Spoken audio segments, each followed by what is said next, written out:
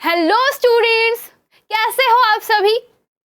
तो आज का जो टॉपिक है वो बहुत ही दिलचस्प है और रहस्यमयी भी। कहने को तो इसमें बहुत सारी चीजें हैं और कहने को कुछ कहा भी नहीं जा सकता, लेकिन सोचने वाली बात तो है कि आखिर आपके ब्रह्मांड का निर्माण कैसे हुआ। कुछ का मानना होगा हमारे भगवान जी आए थे, उन्होंने पूरा का पूरा ब्रह्मांड बना दिया, जय श्री राम, है ना। कुछ का मानना होता है यार विज्ञान में भगवान वगैरह कुछ नहीं होता, एक काम करो अपन देगा सिद्धांत, अपन देने वाले थ्योरी और देखते हैं कि कौन सा भगवान जो है उन्होंने क्या किया है, हमारे ब्रह्मांड का निर्माण किया है। तो आपका क्या विचार है, आप जरूर बताइएगा। दूसरी बात, हम पढ़ेंगे मोटा मोटी, तो एक काम करना कि सभी लोग कमेंट सेक्शन में डाल देना कि बेसिक से मैम हमें इसका पार्ट 2 भी चाहिए, मैम हमें इसका पार्ट 3 भी चाहिए, पार्ट 4 चाहिए। अगर आपको ज्यादा डीप पढ़ना है दैट्स वाई, बिकॉज हम लोग बेसिक चीजों को कवर अप करने वाले हैं। सबसे पहला क्वेश्चन कि आखिरकार इस दुनिया का आरंभ क्या है, यह दुनिया कैसे बनी, सोचने वाली बात है। हम जानना चाहते हैं हमारे ब्रह्मांड के बारे में और हम हमेशा बहुत जिज्ञासा से भरे हुए हैं कि हमारा निर्माण, इस ब्रह्मांड का निर्माण कैसे हुआ है। आज भी वैज्ञानिकों की खोज जारी है, इसमें बहुत सारी थ्योरीज जो है बहुत विवादित भी है, बट कुछ थ्योरीज को, कुछ सिद्धांतों को मान्यता प्राप्त मिली है। तो हम बात करते हैं एक छोटे से बिंदु से। कहा जाता है एक छोटा सा बिंदु हमारे ब्रह्मांड का आरंभ है।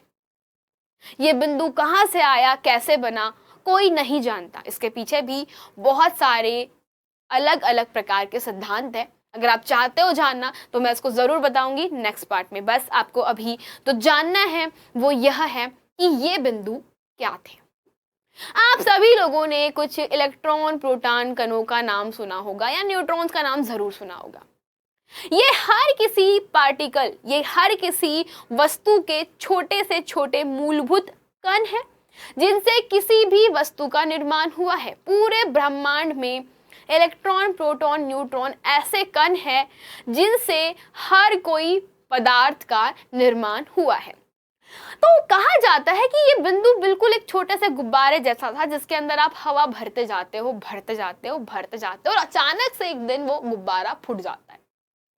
ये बिंदु यूनिवर्स का सबसे ज्यादा अद्भुत बिंदु है जिससे हम बिग बैंग की शुरुआत कहते हैं।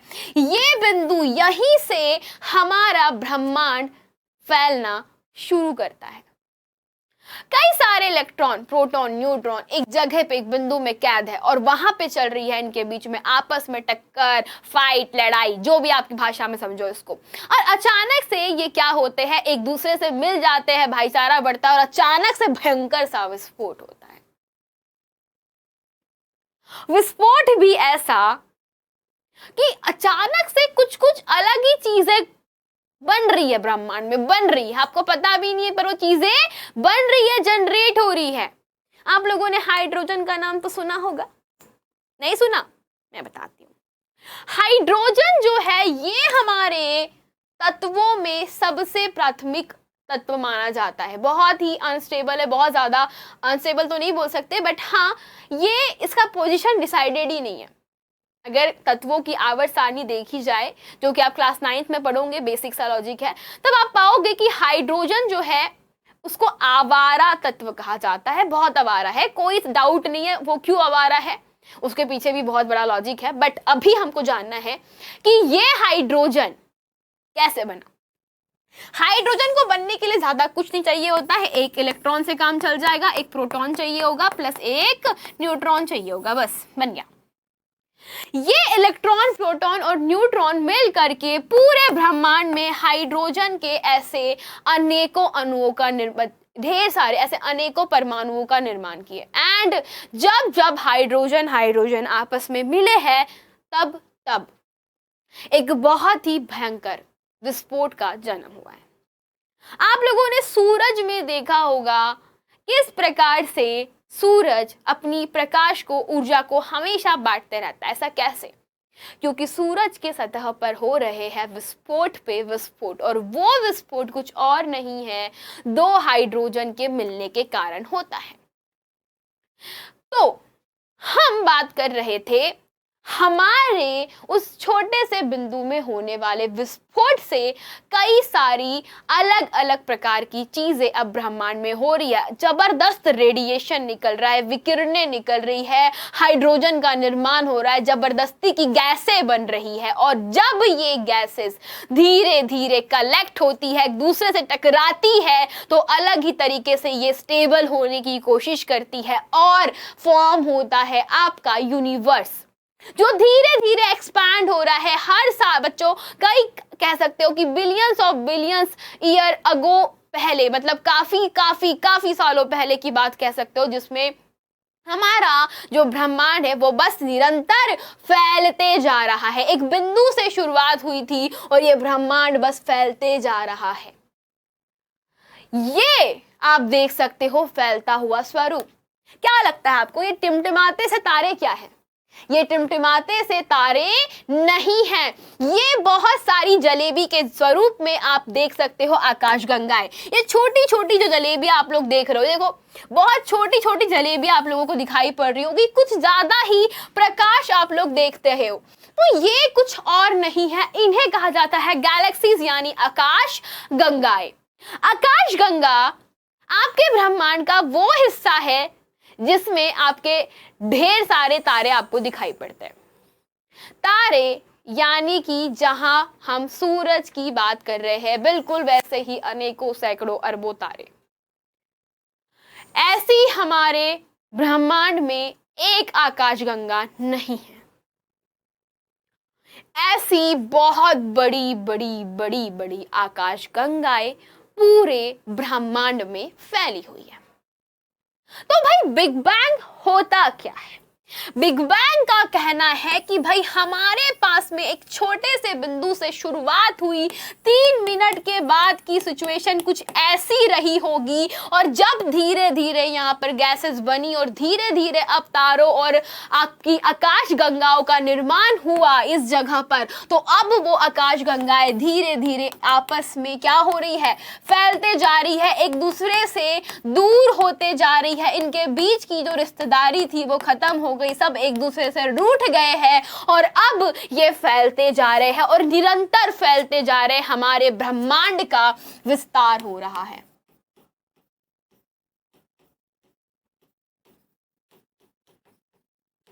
यही बिग बैंग ने हमें बताया था। बिग बैंग थ्योरी हमें यही बताती है कि हमारा ब्रह्मांड निरंतर फैलता जा रहा है। अब बात करते हैं कि भाई फिर हमारा घर कहाँ है? तो इतने बड़े ब्रह्मांड में हम कहाँ रहते हैं?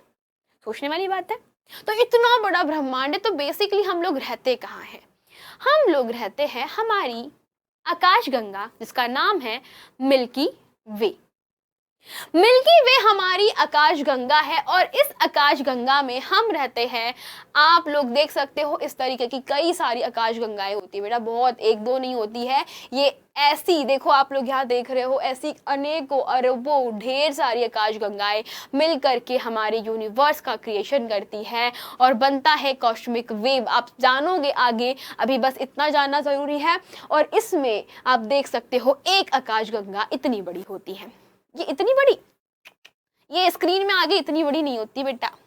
ये एक आकाशगंगा है जो कि काफी काफी बड़ी है। और अब बताओ आपको, आप कहाँ रहते हो? अब जानना चाहते हो आप कहाँ रहते हो?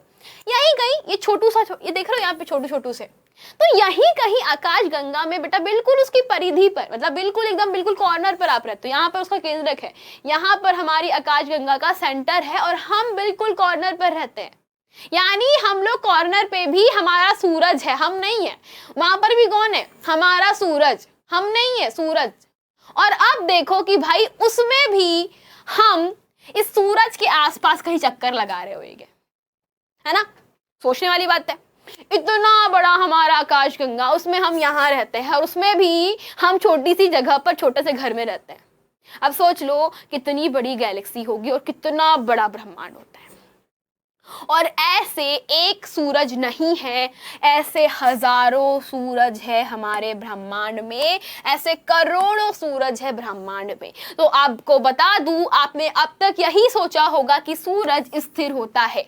नहीं, सूर्य स्थिर नहीं है। सूर्य भी क्या कर रहा है, इस आकाश गंगा के बच्चों चारों तरफ चक्कर लगा रहा है। और बता दूं, ये आकाश गंगा भी स्थिर नहीं है। ये आकाश गंगा भी बिल्कुल हमारे ग्रहों की तरह, जैसे ग्रह सूरज का चक्कर लगाते हैं, वैसे सूरज इस आकाश गंगा के केंद्र के चारों ओर घूम रहा है। और अब बता दूं, ये आकाश गंगाएं भी कहीं चक्कर लगा रही है किसी चीज का, और ऐसी ढेर सारी आकाश गंगाएं मिल करके बनाती है एक बहुत बड़ा सा कॉस्मिक वेव।